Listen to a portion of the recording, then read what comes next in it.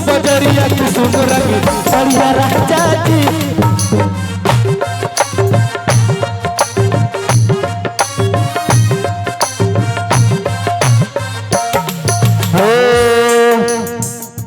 कहल गई बा ए दिलवर दिल जानी, ए दिलवर दिल जानी, जाके मिले करे के प्यार नयन।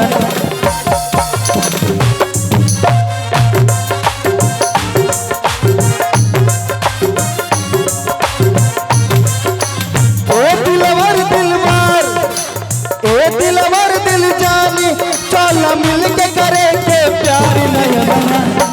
तोहरे के कलम बिहार करे के नयनवा, चार करे के कलम बिहार करे के।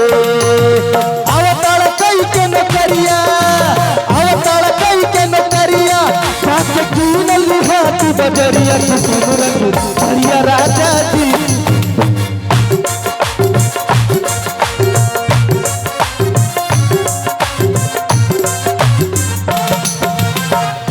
फिर भाव का लगल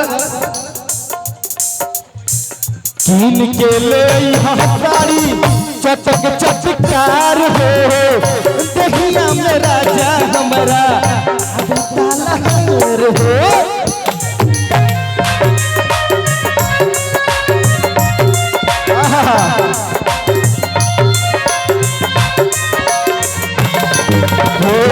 कीन के ले सैया चमक चटकार हो, दहिया में उठे हमरा लहर हो।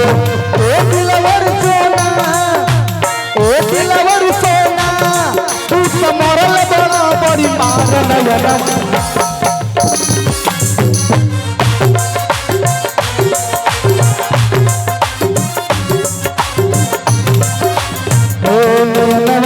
चार करे के बलम बिहार करे के नयनवा, चार करे के बलम बिहार करे के नयनवा, चार करे के बलम बिहार करे के नयनवा, चार करे के बिहार करे के। आइए वंदना जी, वंदना जी। लेकिन एगो लइकवा प्यार में टूटल रहेला तो भाव कैसे लगावेला? जीजा जी, अवनीश भैया के जीजा जी, ये खास तौर से आपके लिए है।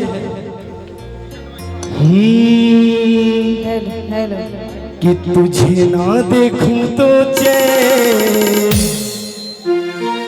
मुझे आता नहीं। अच्छा, अगर गावे में कोनो त्रुटि होई तो हाथ जोड़ के माफी मांगो। कोनो प्रोफेशनल कलाकार तो ना बाड़ी, आपे लोगन का आशीर्वाद बा। कि तुझे ना देखूं तो चैन मुझे आता नहीं। साचो का हेलो, अभी पहली बार का मुलाकात है। प्रभाकर भैया, आपसे आई लव यू हो गया है, क्योंकि हमें हो गया है, क्योंकि ये दिल तो हर दिन।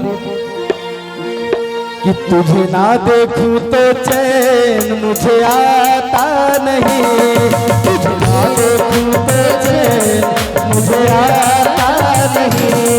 एक और सिवा कोई और मुझे भाता नहीं। कहीं हमें प्यार हुआ तो नहीं, कहीं हमें प्यार हुआ तो नहीं।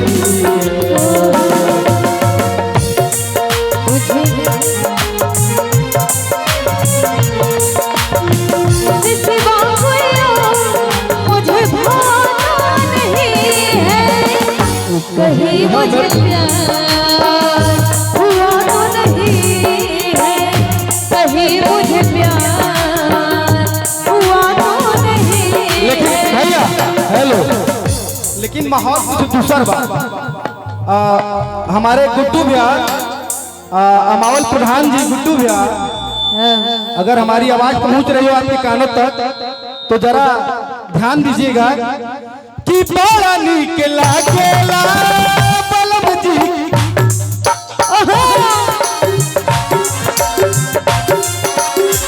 तो हेलो बड़ा नीक लागेला बलम जी की बोलिया जब से ले आए बड़े आपन घरे डोलिया।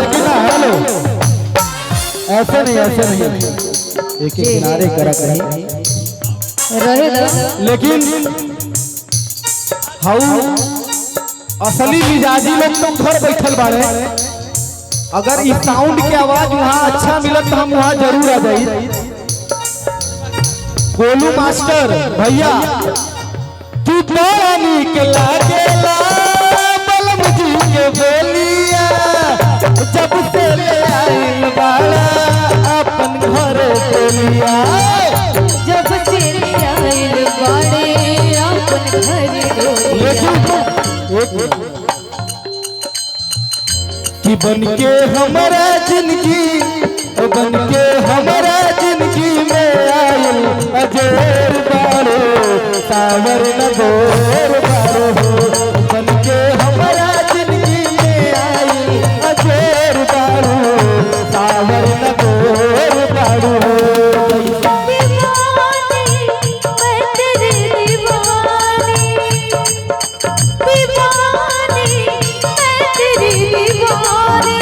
नजर जो झुक के आए मुझे झुक के आने लगा नशा। नजर जो झुक के आए मुझे झुक के छाने लगा नशा। दीवानी मैं तेरी दीवानी दीवानी मैं तेरी दीवानी। भीड़ में तन्हाई में प्यार की जुदाई में मुझे तुम याद आते हो मुझे तुम याद आते हो। भीड़ में तन्हाई में दर्द में सवाई में प्यार की जुदाई में मुझे तुम याद आते हो मुझे तुम याद आते हो।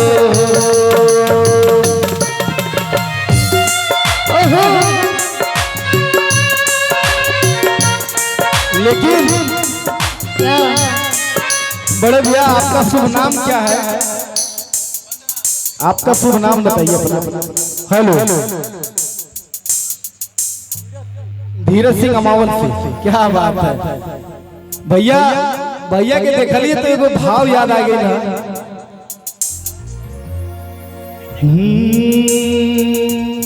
क्या होता है? करूँ कोशिश भले रात में तेरे रंग को मैं भुला ना सकूं। क्या बात है? करूँ कोशिश भले रात दिन तेरे रंग को मैं छुपा ना सकूं। दिल की क्या बात है?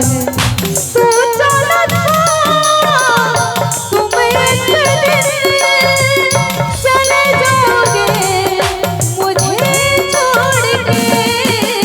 भीड़ में तन्हाई में दर्द में रसवाई में आगे की गहराई में मुझे तुम याद आते हो मुझे तुम याद आते हो मुझे तुम याद आते हो। एक मिनट भैया के लिए याद आया है थोड़ा सा। नहीं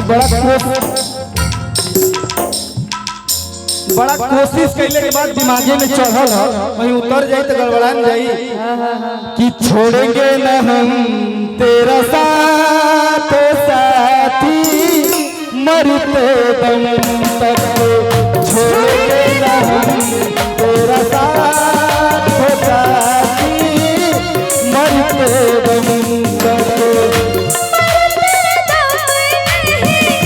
अगले जन्म तक